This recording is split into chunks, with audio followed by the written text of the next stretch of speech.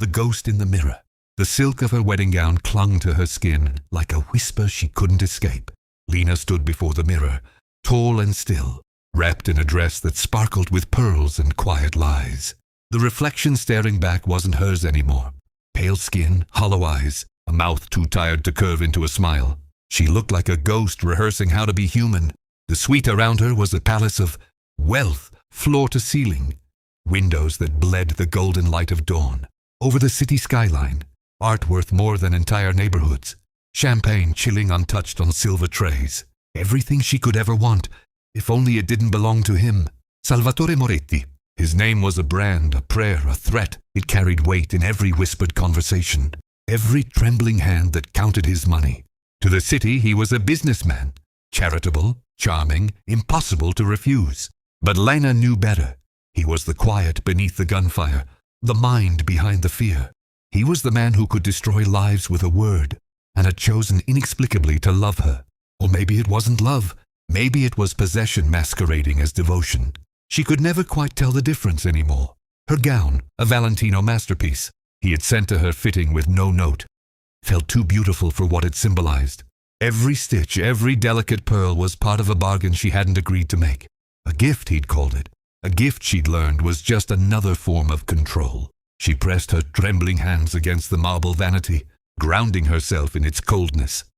Her chest rose and fell in shallow waves as she whispered to her reflection, "You can do this. You'll smile, you'll say the words, and maybe you'll find a way out." But the moment she said it, her voice broke, because there was no way out, not from Salvatore Moretti. A soft knock echoed through the suite. 2 precise taps. "Come in," she whispered, already knowing who it would be. Marco entered, his heavy frame filling the doorway. The years had carved their story into his face. Scars and shadows, loyalty etched into every line. He was Sal's oldest lieutenant, the only one who spoke to her like she was still human. "It's time, Miss Lena," he said quietly. His voice sounded like gravel beneath rain. "The car is waiting." Her throat tightened. "Marco, please." The word slipped out before she could stop it. "You have a daughter. Sophia, right? What would you want someone to do if this were her? If she were me?" Marco's eyes flickered. Just a second, a hint of the man buried beneath the soldier. He looked at the intricate rug under his boots, the kind that could swallow secrets whole. "I'd tell her," he said slowly, "to be smart, to keep her head down, to survive. That's what I'd tell her." Lena's heart cracked. Even if it meant living in fear? He met her eyes then, and the honesty there chilled her. Fear keeps you alive. He offered his arm, a command wrapped in courtesy. There was no choice but to take it. The city unfolded beneath them as the black Maybach sliced through the morning haze. The tinted glass turned the world outside into a blur. Streets, faces, lives, so close yet unreachable. Lena pressed her forehead against the cool window, watching children cross the street with their backpacks, lovers holding hands. A woman feeding pigeons in the square. It all looked impossibly normal. She wanted to be one of them. Her mind drifted, unbidden, to the night she first met Salvatore. It had been at Il Cigno Nero, one of those restaurants where silence cost more than the food. She was working part-time as a server while finishing her degree in art history. He had been seated at table 7 alone, dressed in a tailored suit that whispered money and danger. He had ordered a 97 Barolo. She'd brought him a 98 by mistake. When she realized, she froze, mortified. She had expected anger, shouting, maybe even dismissal. Instead, he had looked up with eyes like dark glass and said, "You know the difference between the two?" Her heart had thudded painfully. "The 97 has more earth and leather on the nose," she'd stammered. "The 98 is smoother, less depth." He had smiled then.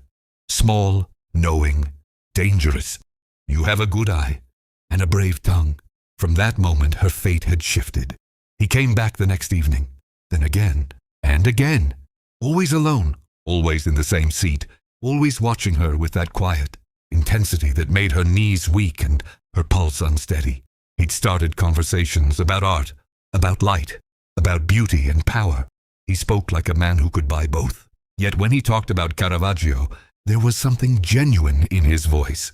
"He painted truth," Sal had said once, his eyes catching the candlelight. "The ugly kind, the kind you can't look away from." And she had looked at him then, really looked and seen not just the crime, The coldness, but something wounded beneath it. A darkness that longed to be seen. It terrified her and fascinated her. Now, sitting in the car on the way to marry him, that same fascination burned like acid in her veins. She didn't love him. At least that's what she told herself. The car stopped in front of City Hall, a neoclassical monolith of marble and power. Salvatore hated churches. Too predictable, he had said once, swirling his whiskey. God and I don't get along. As Marco opened her door, a gust of cold wind lifted the veil around her shoulders. It shimmered like mist before settling back into place. The world around her blurred again, soundless and slow. Her heartbeat filled her ears. And then she saw him. Salvatore Moretti stood at the top of the stairs, framed by men in dark suits and darker intentions. His tuxedo was immaculate, his stance perfectly still. Only his eyes moved, dark, unwavering, locking onto her the moment she stepped out of the car. Something in her chest twisted violently. He descended the steps, one slow stride at a time. People moved for him as if gravity itself bent to his will. When he reached her, he didn't smile. Instead, he reached out, took her gloved hand, and brushed his thumb across her knuckles. "You came," he murmured. His voice was smooth, low, commanding, but beneath it, she caught something else. Relief. "I didn't have a choice," she said softly. He tilted his head slightly. "We always have a choice, Lena. You're here because, on some level, you chose me." Her pulse stumbled. "You forced me." He smiled, a slow, heartbreaking thing. "Maybe, but you didn't run." His words wrapped around her like smoke. Dangerous, suffocating, and true. They moved inside. The ceremony was small, private. 2 witnesses, the priest, and silence heavy enough to crush the air. As they stood before the altar, she could feel his presence radiating beside her like heat. His hand found hers. Not rough, not demanding, just steady. The steadiness of a man who had decided the world belonged to him. "You look beautiful, Lena," he said quietly. His voice a thread only she could hear, like something I was never meant to have, and took anyway. She turned slightly, met his gaze. "You could have had anyone." "I didn't want anyone." His eyes softened. "I wanted you." The priest's voice droned in the background, but neither of them heard the words. They were trapped in a private storm. Fear, power, longing, and something dangerously close to tenderness. "Do you, Lena Marie Rossi, take this man to be your lawfully wedded husband?" Her world narrowed to the hand holding hers, the heartbeat under her skin that wasn't hers, the quiet desperation in his eyes that no one else could see. And for a fleeting, terrible moment, she wanted to say yes. Not because she was afraid, but because some broken part of her already belonged to him. Her lips parted, and that was when the door exploded open. The devil's promise. The days after the engagement felt like a fever dream to Lena. She would wake each morning and half expect it to be over, that her father would call it off, that Salvatore De Luca would forget her name. But reality was crueler.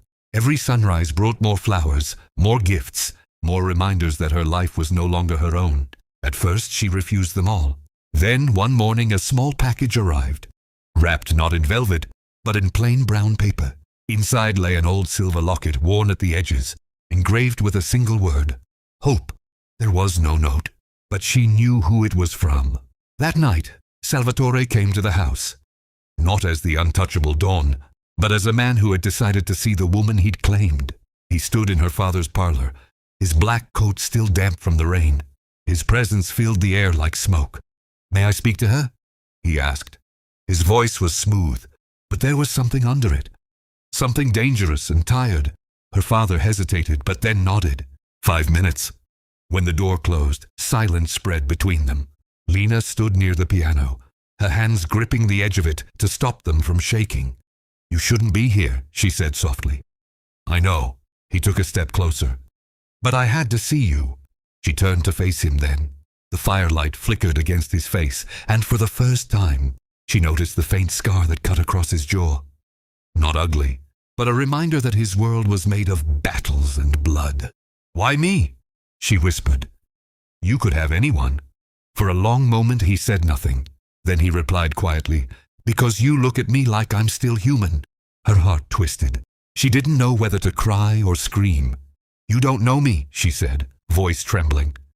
"I want to," he said simply. Something inside her, something soft and hidden, shifted. Over the following weeks, they met again and again, sometimes at the mansion, sometimes under the excuse of wedding arrangements. Each time she promised herself she wouldn't fall further, and each time he broke through another wall. Salvatore never spoke of business, but there was a darkness behind his eyes, the kind that came from carrying too many secrets. He would watch her play piano, silently, as if her music was the only thing that made the noise inside him quiet. Once during a thunderstorm, she found him standing outside the conservatory, soaked to the bone. "What are you doing here?" she asked, holding out a towel. "Listening," he said. "Your music sounds different when it rains," she laughed despite herself. "You're strange, Mr. DeLuca." He looked at her, really looked at her. "And you're the only one who calls me that." From that night on, she began to see him differently, not just as the mafia boss everyone feared, but as a man who carried loneliness like a second skin. And he saw her not as a possession, but as something he didn't deserve. But love in their world was never gentle. The day before the wedding, she found herself in his study, a vast room of books and shadows. Salvatore stood by the window, looking out over the rain-slicked city. "Do you ever regret it?" she asked quietly. "The life you live?" He didn't turn around. "Every day." "Then why don't you stop?" He gave a bitter laugh. "You don't walk away from the devil once you've shaken his hand." She stepped closer, the hem of her dress brushing the carpet. "Then maybe you just need someone to remind you you're still a man." He turned then, slowly, as if afraid the moment would shatter. His hand reached out, hesitating before touching her cheek. His fingers were rough, his touch feather-light. "I don't want you to be afraid of me," he said. "I'm not," she whispered. "Not anymore." He smiled faintly, a smile that held 1,000 broken promises. "Then you're already lost, Lena." The next morning, the city awoke to the sound of wedding bells. But for them, it wasn't a celebration. It was a sentence written in gold and roses. As she walked down the aisle, Lena saw him waiting, tall, solemn, and heartbreakingly beautiful in his black suit. Their eyes met, and for a moment, the world went silent. She realized then that she didn't just love him, she belonged to him. And that terrified her more than anything. And when he took her hand, his grip was steady but cold, the touch of a man who had promised his heart to a woman he might one day have to destroy. Blood roses. The wedding was a masterpiece of deception. Cameras flashed, champagne flowed, musicians played waltzes that drowned out the sound of whispered fears. To the outside world, Lena DeLuca was a fairy tale bride, her white gown glimmering like starlight, her eyes filled with the promise of a future. But behind her veil, her hands trembled. When the priest pronounced them husband and wife, Salvatore's lips brushed hers with reverent restraint. The kiss was soft, almost sorrowful. Not a claim, but a vow. In that moment, Lena felt something shift between them. Not possession, not power, something quieter, something real. The honeymoon was nothing like the stories she had heard. No villas by the sea, no parties, no gold. Salvatore took her to a secluded villa on the edge of the countryside, surrounded by olive trees and the hum of cicadas. "This place is safe," he told her when they arrived. "No one comes here." Safe, the word sounded foreign on his tongue. For the first few days, they lived like strangers sharing a dream.